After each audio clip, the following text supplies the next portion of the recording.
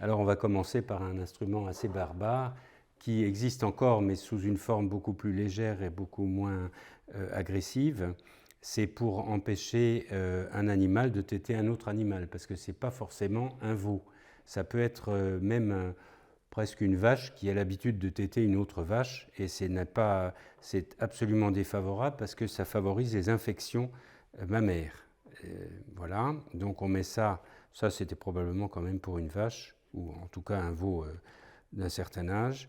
Et donc évidemment, quand il s'approche de la mamelle ou du flanc de la vache, elle s'éloigne et il ne peut pas téter. Voilà. Après, on va garder ça pour la suite. Vous avez des outils qui permettent de faire des soins au niveau de la bouche ou de l'œsophage quand il s'agit d'aller récupérer un objet qui est coincé.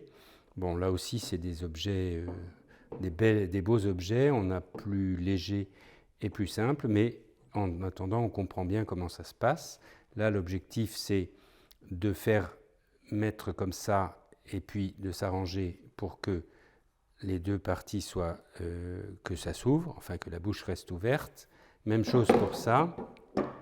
Et là, on a un système pour ouvrir plus ou moins. Là, on n'a pas vraiment le choix, sauf que en inclinant plus ou moins, on ouvre plus ou moins quand même. Sachant qu'après, ça permet de passer un tuyau, par exemple, pour faire dégonfler le rumen, parce qu'on a aussi cette possibilité-là, sans qu'il y ait vraiment un gros blocage, quelque chose qui se passe et la vache est très gonflée, on va mettre un tuyau et on va dégonfler. Voilà, donc là vous avez plusieurs objets. Pour contenir la vache, on a un système de mouchette, donc on introduit dans le nez de la vache et on serre pas forcément beaucoup, mais si l'animal bouge, si on tord un petit peu la mouchette, évidemment ça lui fait mal, mais ça ne doit pas ni performer la paroi du nez, ni abîmer la paroi du nez. C'est juste un moyen de contention le moins dévastateur possible. Alors ça c'est la même chose. C'est un petit peu plus compliqué parce que là, on a très peu de prise. Donc si l'animal bouge, on n'arrive pas. Alors que là, vous avez un système de cran. Voilà. Donc là, vous pouvez éventuellement fermer comme ça. Du coup, vous tenez ça. Enfin, bref, vous avez compris. Alors, grâce à cette mouchette, on peut, et à l'ouvre-bouche, on peut aller travailler sur les dents. Ça, c'est une râpe à dents. Donc c'est pour principalement traiter les surdents. Le surdent, c'est les dents qui sont creux, enfin qui sont aplaties à l'intérieur de la gueule et qui sont saillantes sur le côté et qui, quand c'est trop développé, abîment la paroi, la joue en fait, et l'animal ne mange plus, voire fabrique un abcès et c'est compliqué. Donc on râpe la dent pour supprimer cette partie qui est piquante dans la bouche.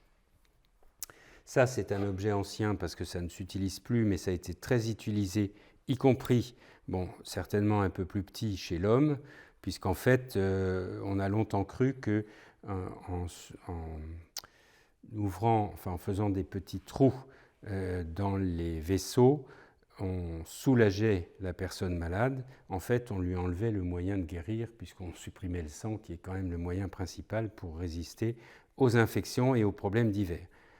Et donc ça s'appelle, tout d'un coup, ça m'échappe, je vous l'ai dit tout à l'heure, des flammes, voilà. Alors là, il s'agit de quelque chose qu'on fait surtout sur les chevaux de trait, donc percherons, comtois, etc. Souvent, on leur coupe quelques vertèbres caudales, eh bien pour qu'il n'ait pas une queue trop longue, je crois, certainement. Et puis peut-être pour des raisons esthétiques, parce qu'on aime peut-être mieux, enfin, je ne sais pas si ça se fait toujours, puisque par exemple chez les chiens et les chats, enfin les chiens, on ne coupe plus les oreilles ni la queue, donc peut-être que c'est pareil chez les chevaux, ça j'en sais rien. Et je dois vous avouer que, hormis la fois où j'ai fait ça avec un vétérinaire chez qui je faisais un stage, je n'ai jamais coupé de queue sur les poulains ou sur les chevaux. Donc là, ça parle tout seul. Ça fait un peu instrument de torture, mais voilà. Alors après, vous avez ça. Alors, il s'agit de trocarder un animal, un bovin, qui a soit par exemple une pomme de terre ou un bout de betterave ou une pomme coincée dans l'œsophage, et comme c'est un ruminant, il est obligé de rôter souvent, enfin il y a un cycle, et au cours de ce cycle, il rôte de l'air, de gaz qui se dégage dans son intestin, dans son estomac, excusez-moi, et donc quand c'est coincé, il ne peut plus rôter et il gonfle. Et c'est très grave parce que s'il gonfle trop, il tombe, et dans ce cas-là, on ne peut pratiquement pas le récupérer. Donc l'objectif, c'est d'aller percer au bon endroit la paroi de la peau, la paroi musculaire, d'arriver dans la paroi du rumen, de perforer la paroi du rumen en faisant, alors on fait une petite incision avec un bistouri parce que la peau de la vache, si on traite quelqu'un de peau de vache, c'est que c'est dur. Voilà, petit trait, on fait ça, on a des rapports entre tel et tel point et on sait dans quelle direction il faut enfoncer le trocard. On enlève le trocard en laissant le mandrin, ou c'est peut-être l'inverse, le trocard et le mandrin, et on coud ça sur la paroi, sur la peau de la vache, la paroi externe de la vache, voilà, et on laisse ça en fonction de la problématique, le corps étranger, etc., ou la mauvaise digestion, on le laisse plus ou moins longtemps, sachant que le risque est toujours une infection, une péritonite qui, chez la vache, quand elle est assez rustique, même une péritonite, on peut arriver à la sortir de là grâce aux antibiotiques. Voilà. Et une fois que on pense qu'on va enlever le trocard, on remet le mandrin pour dégager tout ce qu'il y avait dans le tube, et on tire et on recoud l'extérieur. On ne recoud pas la paroi du rumen parce qu'on ne pourrait pas, et qu'en fait elle se referme très vite. Donc ce n'est pas un problème. Là vous avez plusieurs tailles. Alors ça doit être un gros bovin parce que c'est un gros trocard. Vous noterez quand même la beauté de la boule. Passons aux choses plus sérieuses. La pince à castrer. Donc, quel est l'objectif chez le bovin? L'objectif, c'est d'écraser le cordon testiculaire, donc, qui est à la fois nourricier pour le testicule et qui en plus conduit les spermatozoïdes au moment de la reproduction. Et donc, si on écrase ce cordon, eh bien, ça entraîne l'assèchement, si on peut dire, du testicule et la stérilité de l'animal. Donc, quand on veut passer d'un taureau ou d'un taurillon à un bœuf, eh bien, on est obligé d'avoir une méthode de castration. Alors, il y a plusieurs méthodes de castration, mais celle-ci, c'est la pince à castrer. Il manque une partie ici parce que c'est une partie assez longue comme ça, avec un étrier qu'on met sur la cuisse comme ça pour avoir de la force, parce que le cordon testiculaire est assez épais. Donc, il faut vraiment appuyer fortement. Il faut que ça coince et que ça reste coincé, pas plus qu'une minute et demie, mais pas trop peu, parce que sinon ça ne marche pas. Donc, le cordon est écrasé, le testicule, enfin la bourse gonfle pendant quelques jours. Bon, l'animal est quand même pas très à l'aise, mais enfin bon, il ne parle pas, donc voilà. Et après, il est transformé en bœuf. Il continue éventuellement à avoir l'air de sauter les vaches, etc., mais il n'y a plus de risque de fécondation. Voilà. Alors ça s'appelle un cerf-jarret. Donc en fait, il manque une partie, ce qui fait qu'on peut éventuellement pas trop comprendre comment ça se passe. La partie, elle est comme ça. C'est un V qui est au bout de ça. Donc vous engagez au niveau du jarret.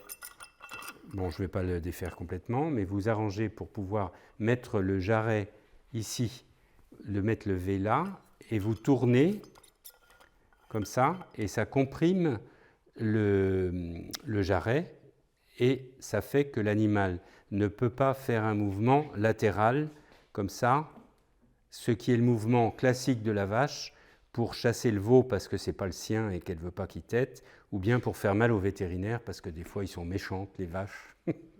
Voilà, et ça empêche. Bon, c'est relativement efficace, sauf quand la vache se couche un peu, parce que du coup ça modifie